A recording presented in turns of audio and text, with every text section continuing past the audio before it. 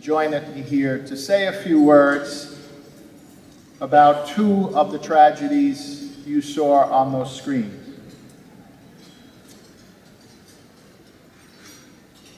Peter By, new Kiwanian in the West Virginia district, and Associate Pastor Kelly Rogers, who was the first responder to help the first responders in Newtown, Connecticut.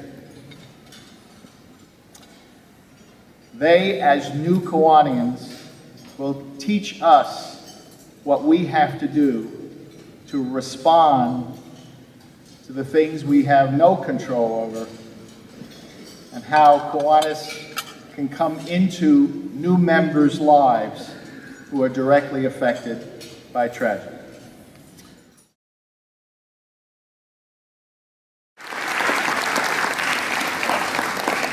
Now I'd like to invite to the stage Associate Pastor Kelly Rogers. Kelly, how are you?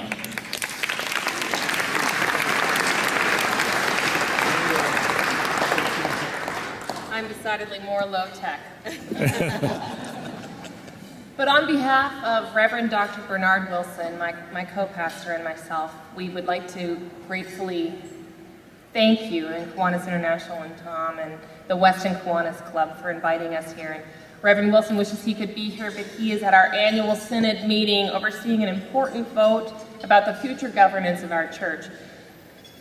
But one of the main reasons that Bernard and I both decided to join Kiwanis, in spite of the fact that they meet in our church parish hall and have these amazing breakfasts every Saturday morning, is that we both appreciate how Kiwanis finds ways to serve children and youth in their own communities and around the world. But perhaps more importantly, it inspires youth to become leaders in their communities. And as a young person, I long to be a leader in my community. And it was through a desire to serve that I experienced a call into ministry, and specifically a call into ministry for children and youth. And I was speaking with some of my fellow Kiwanians last night at dinner, and I mentioned that my first day of professional ministry was September 11th, 2001. I was at Princeton Theological Seminary, and I got the idea to gather some of my fellow students to go to the train station to pray for the people who got off the trains. And by the end of the day, we were praying for the people who had gathered to pick up loved ones who were never coming home. So I believe that God has placed me exactly where He has needed me in many occasions in my life. And for me, the morning of December 14th started out joyfully. I was hosting an early morning baby shower for a dear friend when the call came through about the horrific shooting in Newtown. Reverend Bernard is the police chaplain for the town of Weston, Connecticut, and I am the chaplain of our fire department. We sent squad cars, rescue and fire trucks, as well as ambulances to our neighboring town that morning in Newtown. And my first responsibility was to be there for the first responders. But throughout the day, that morphed into something much more. Looking back, I feel as though my primary responsibility at Sandy Hook Fire Department was to offer hugs.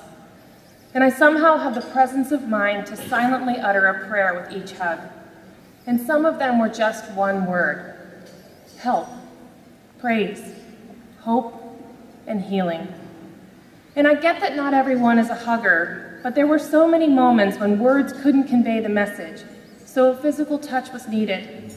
And on that day, I gave and received dozens of hugs to firemen, state and local police officers, people from the school, teachers, nurses, administrators, state and local government officials, other clergy who had gathered, parents, children, EMTs, all strangers, but all in a need of a touch and a bit of grace, something to ease the shock that had settled over that place.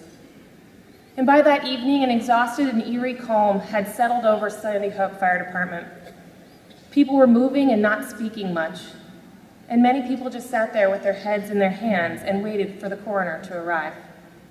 But even in that moment, God was moving in that place. And if I were to count the tears that fell on my shoulder that day, it would have been some small measure of the palpable pain and utter grief that had gripped our community. I didn't cry until I got home later that night and went into my boys' rooms to kiss their sleeping heads. But many other moms didn't get to have that experience that day. And that is when God spoke to me. It is left to us to comfort the survivors and to do what we can do to minimize or prevent future tragedies, large or small. We have one responsibility in this world, and that is to make our children feel safe and to give them a better world in which to live. And so we listen for that gentle whisper, for the still small voice that guides us towards right action. And I believe that all of you believe that you can make a difference in other lives. And I believe that we all experience a call to serve, regardless of our religious beliefs, but also because of our civic beliefs. Just look at the Eliminate Project. Look how many Key Club and Circle K members there are. And look how many people are gathered here in Vancouver who are dedicated to serving others. That is what's important. In the 21st century, we often focus our eyes, our attentions, and our cameras on the massive tragedies, the shootings, the hurricanes, the earthquakes, the fires, the tornadoes. And we should, because their victims need our help. But at times we overlook the whispering suffering all around us. And that is why Kiwanis matters. There doesn't have to be a national or an international tragedy. We can take actions to help others every day. Thank you. I'm honored. God bless.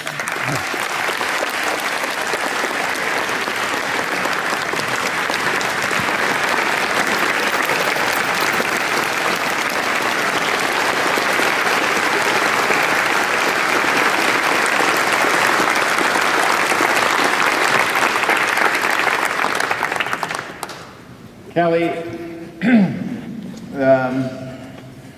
this is a first for Kiwanis at this event. We wanted to institute this with something that we know we'll always have tragedies, and those are the things we cannot control, but there are things we can control by addressing the needs of others, as you so eloquently put it. So on behalf of Kiwanis International, I'd like to present you and Reverend Bernard, our fellow Kiwanians, the first Humanitarian Award to be among our greatest Kiwanis first responders.